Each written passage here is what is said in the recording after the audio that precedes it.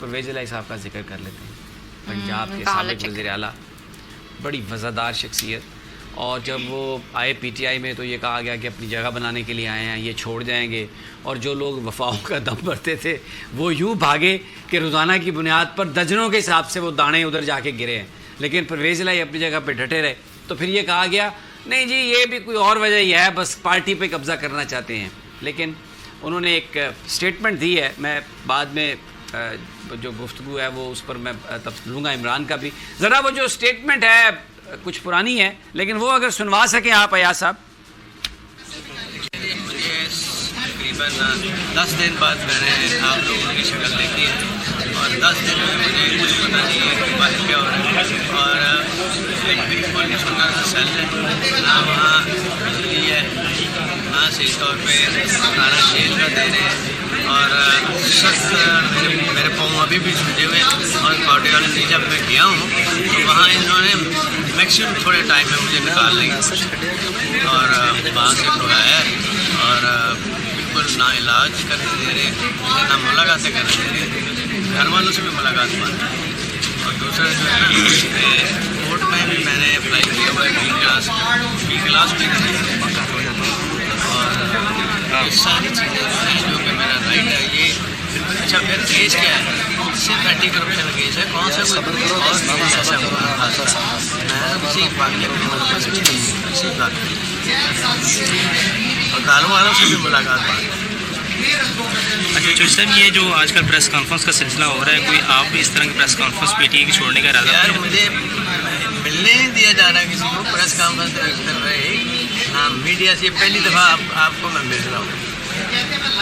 وہ بھی میں عدالت میں آیا ہوں ایک ریمانڈ کی، میں اس وجہ سے میں یہاں بھی آپ کو دیکھ رہے ہیں، آپ کو کھینچ رہے ہیں، یہاں بھی بات بھی کر لیتے ہیں. چوہدری صاحب ہائی کورٹ نے تو آرڈر کیا ہوا ہے کہ باقاعدہ یہ سابق وزیر اعلیٰ پرویز الہی ان کی گفتگو آپ نے سنی اور بہت ہی وزادار. جب یہ وزیر اعلیٰ تھے حمزہ شہباز کے حوالے سے انہوں نے پروڈکشن آرڈرز کے جو قوانین تھے اس میں تبدیلی کی اور ہر اجلاس میں حمزہ شہباز کو آنے دیا گیا. پھر کوئی بندہ بھول نہیں سکتا مشرف کے زمانے میں جب جاوید ہاشمی صاحب کی بچی کی شادی تھی تو میں سن رہا تھا شامی صاحب کو کہ انہوں نے ان کو فون کیا رات کو کہ ان کی جاوید ہاشمی صاحب کی بچی کی شادی ہے. تو پرویز الہی صاحب نے کہا کہ آپ نے بہت دیر کی مجھے بتایا لیکن اچھا میں کرتا ہوں. رات کو پرویز مشرف سے بات کی اور آرڈر ہوا جاوید ہاشمی صاحب کو چھوڑنے کا. اور پھر وہ صبح اپنے گھر پہنچے ہاشمی صاحب اور انہوں نے اپنی بچی کو اپنے ہاتھوں سے رخصت کیا. تو یہ وزاداری کا عالم تھا. لیکن آج یہ میں نے آپ کو حلیہ دکھایا ان کا اور جس طریقے سے ان کے ساتھ سلوک کیا جا رہا ہے، جس طریقے سے ان کے ساتھ ظلم کیا جا رہا ہے. اور یہ ظلم یہ ٹھیک ہے ریونج ہے. محسن نقوی صاحب ہیں وزیر اعلیٰ، شہباز صاحب کے بڑے نزدیک ہیں، شریف خاندان، کیونکہ پرویز الہی صاحب نے یہ کہا تھا کہ میں نہیں آپ پر اعتبار کر سکتا. 3 دفعہ آپ نے قرآن اٹھایا اور شریف خاندان اپنے وعدے سے پھرا، اپنی سیاسی کمٹمنٹ سے پھرا.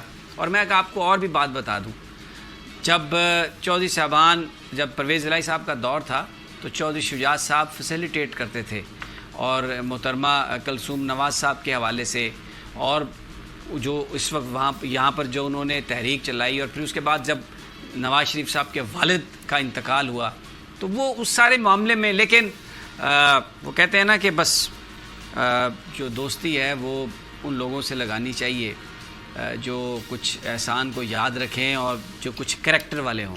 میں بڑے افسوس سے یہ بات کہہ رہا ہوں کہ آج جو چودھری پرویز الہی کا چہرہ ہم نے دیکھا اور جس طرح ہمیں بتایا جا رہا ہے کہ جیلوں میں جو پی ٹی آئی کے ورکرز ہیں چھوٹے چھوٹے بیرکس میں جن کو بند کیا گیا تو اور جس طریقے سے ان کے ساتھ سلوک کیا جا رہا ہے اور یہ سب کچھ بڑا افسوسناک ہے. پولیٹیکل ورکرز جو ہیں دے ڈیزرو بیٹر. اور وہ شخصیات جو اپنی پولیٹیکل لائف میں حکومتوں میں آنے کے بعد وزاداری دکھاتی رہی ہوں ان کے ساتھ اس طرح کا رویہ بہت ہی یہ دل دکھانے والی بات ہے اور بڑا ہی یہ افسوسناک معاملہ ہے. عمران